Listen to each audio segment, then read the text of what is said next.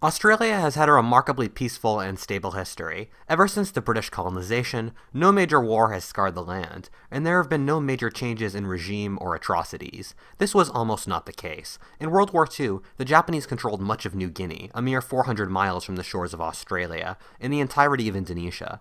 The Japanese even bombed the northern shores of Australia a few times. For a brief time, it looked as if the rising sun would burn Australia. So what if the unthinkable did happen? The Japanese did invade Australia in World War II. What would borders be like today? What would culture be like? That is the question of this alternate history. To understand how this could have happened, we need to understand why the Japanese didn't invade Australia. There are a couple reasons. Firstly, the Japanese needed to secure the oceans around Australia and the island of New Guinea in order to secure the bridgeheads for an invasion of Australia. The Japanese were able to conquer most of New Guinea in our timeline, but were stopped from seizing the southern coast and the capital, Port Moresby. Port Moresby, being one of the few ports on the island and facing Australia, would have been instrumental for an invasion. A force of barely trained Australian militia, basically teenagers handed guns, were able to hold off at points Japanese numbers 3 times their size in the Kokoda Pass in New Guinea. The fighting was likely the closest thing to hell we can approximate, with disease, heat, the jungle, and poor supply taking their toll. I recommend you read about it on your own. It's very stirring stuff. However, the Australians were able to stall the Japanese and keep them from taking New Guinea. The Japanese attempt to control the seas surrounding Australia were also foiled by the Americans in the Battle of the Coral Sea. This was a naval battle fought off the northwest coast of Australia and was a standstill, with neither side able to defeat the other. This actually went into the Americans' favor, since it meant they were able to keep a naval connection with the Australians going. For this timeline to work, both Kokoda and the Coral Sea would have to be complete Japanese victories, giving them control of New Guinea and the seas north of Australia.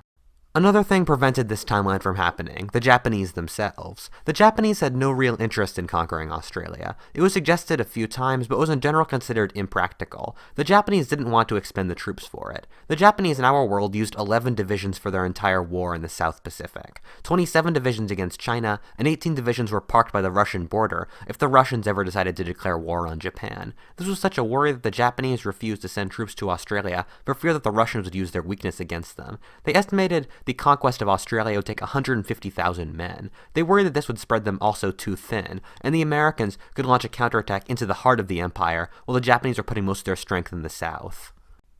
In the end, the Japanese could have invaded Australia if they wanted to. So let's say they do in this timeline. They would have had to have moved their Russian reserves down to New Guinea and moved their fleet from Sri Lanka to Indonesia. In our timeline, the Japanese considered invading Sri Lanka and Madagascar to control the Indian Ocean, but decided not to. However, they wasted many months their fleet off the coast of Sri Lanka doing nothing in the meanwhile.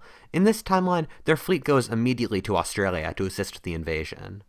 The Japanese likely land in several locations in Australia. They would make a landing on the north coast. This area is barely populated. The main city, Darwin, is completely cut off from the rest of habitated Australia by thousands of miles of desert and doesn't have many people as is. They would conquer this region quickly with a small force. The second landing would be on the east coast of Australia. The Cape York Peninsula is completely impassable and uninhabited, and so they would land beneath it, likely near the city of Bundaberg or Rockhampton, a little bit north of Brisbane. In the meanwhile, they would do small landings across the coast, like in the Cape York Peninsula, to maintain supply.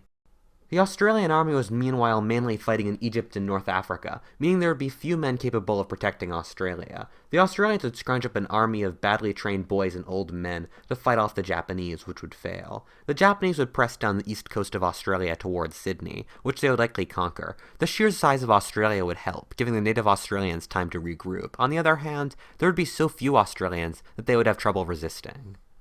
The idea of having a fellow Anglo-Saxon people conquered by a supposedly inferior race would horrify the United States. The US would rush an army to save Australia ASAP. With the sea to the north of Australia under Japanese control, the US would take the southern route. It would likely use its sheer size to bully Chile into joining the Allies, and use it to connect with New Zealand.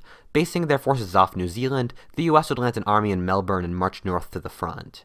The US, being badly trained and inexperienced, would likely have some initial failures like in North Africa, but would eventually gain the initiative. The Japanese military doctrine was very infantry-based, and so good in dense regions like jungles and caves. The US doctrine was much more mobile, focusing on tanks, cars, and artillery. This made the US much better in open country. This would play right into the US's hands in the flat and open Australian outback. This, combined with the US's advantage in industry and manpower, would mean that the US would end up defeating the Japanese in Australia. As mentioned earlier, the Australian army was mainly fighting in North Africa against Rommel and the Germans. They were an instrumental part of the British Empire's forces in the region. Having their homeland be attacked and occupied by the Japanese would be deeply traumatic for the Australian troops abroad. The British would not let them go home, for fear that the Germans would win in Egypt and seize the Suez Canal, thus splitting the empire in half.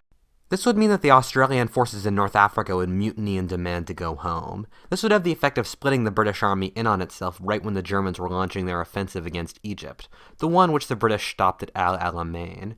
With the British fighting among themselves, the Germans would conquer Egypt and move to seize the Suez Canal.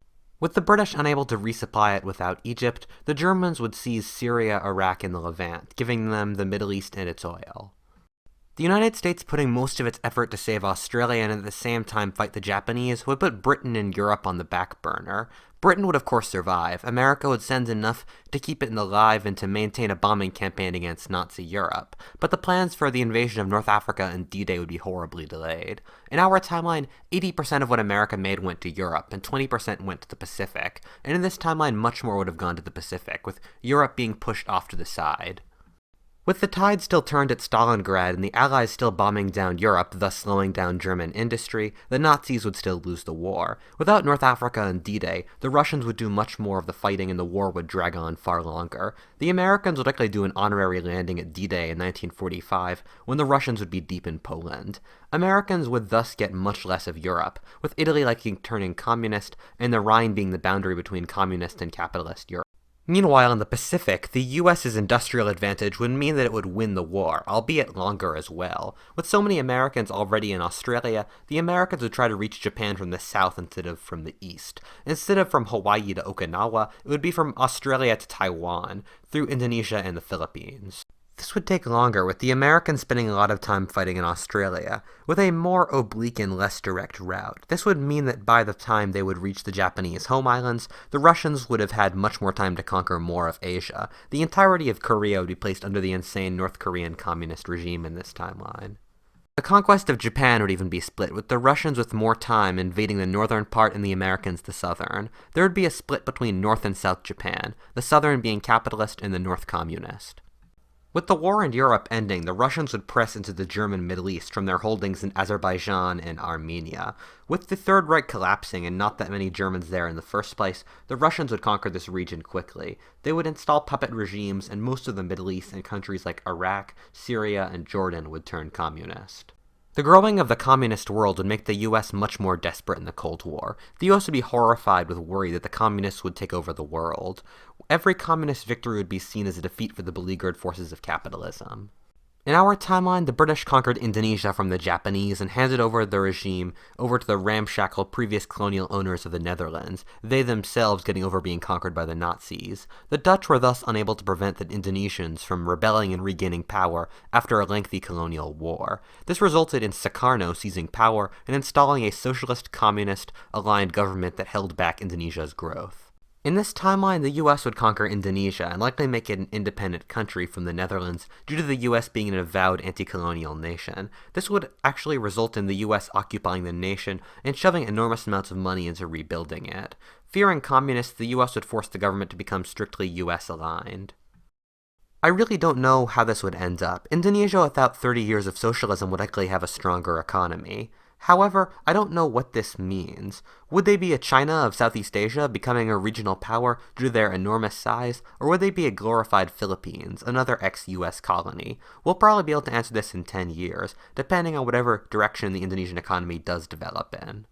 Another side effect of a more paranoid US during the Cold War would be that the US would likely fund the French in their war against communism in Indochina, pumping large amounts of subsidies into France so that they would win this war. In this timeline, the French would likely win this war after a long and bloody guerrilla campaign, supported by the US, kind of like what happened with Britain in Malaysia. Not having the Indochinans win their war of independence would mean that the Algerians never would have inspired to rebel against the French as well, and this combined with the US pumping a huge amount of subsidies into France would mean that the French Empire would likely survive much longer, or might even survive to the present considering large amounts of West Africa are still French client states, but I honestly can't say. What a Faltist, thank you for watching. If you enjoyed that video, please comment, subscribe, or support me on Patreon, and always stay tuned for my next video. Thank you.